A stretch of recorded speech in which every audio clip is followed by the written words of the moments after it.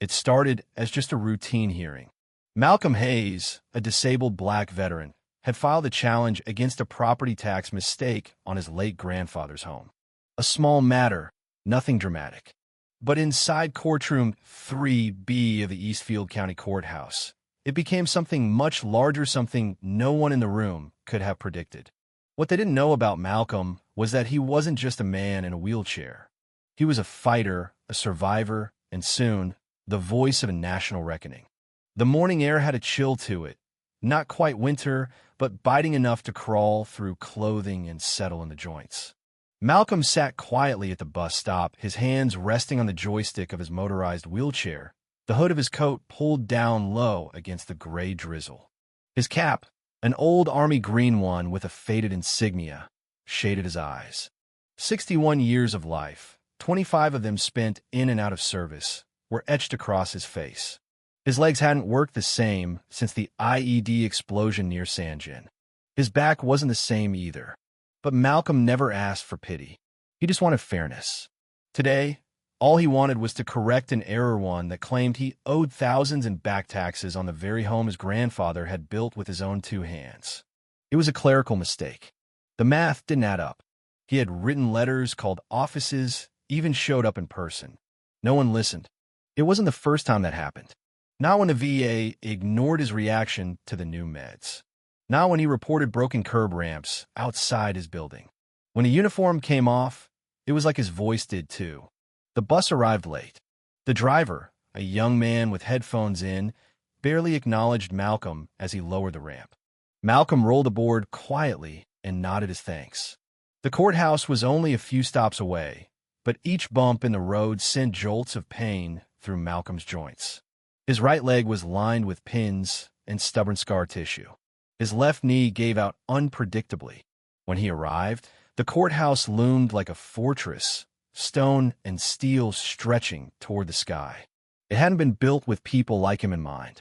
He took a breath and rolled toward the entrance, passing through the automatic doors into the security checkpoint. That's where he first met Chief Bailiff Vincent Groves. Groves was the kind of man who wore authority like armor. Square jaw, gray crew cut, barrel chest. He stepped in front of Malcolm before he reached the scanner. "Remove the hat," Groves ordered sharply. Malcolm looked up. "It's a service cap, sir. I wear it every day.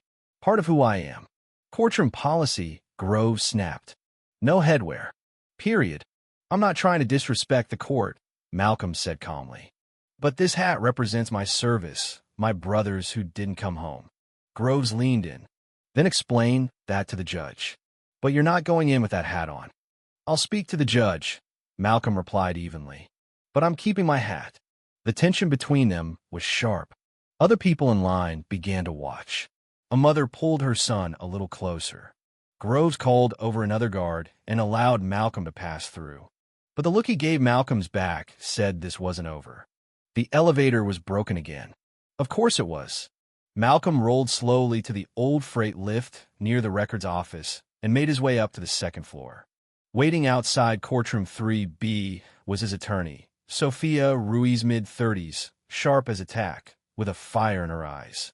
"Heard there was an issue downstairs," she said, her tone tight. "I handled it," Malcolm said, "but it might get loud." Sophia nodded. She'd been through enough cases like this to know exactly what loud meant. Together, they rolled into the courtroom. It was cold not in temperature, but in atmosphere. Sparse. Disinterested. A handful of people waited for their hearings. Grove stood near the prosecution table, arms crossed like a statue. Judge Marla Kensington entered the room. Late 50s, silver hair pulled tight, posture straight as a ruler. She was known for being fair, but only when it didn't interfere with decorum. Sophia whispered, "You're not required to stand." Malcolm nodded. Wasn't planning to. "All rise for the Honorable Judge Kensington." Everyone stood. Malcolm remained seated. Kensington's eyes flicked toward him. She noticed. Everyone did. The hearing began.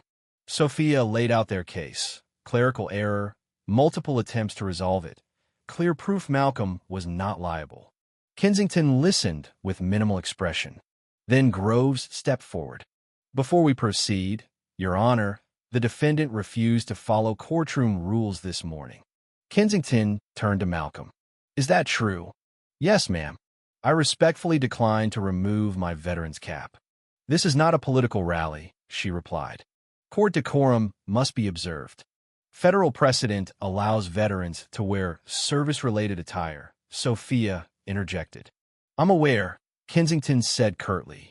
But this court has the right to maintain standards. Mr. Hayes, remove the cap. Malcolm looked her straight in the eye. With all due respect, I cannot.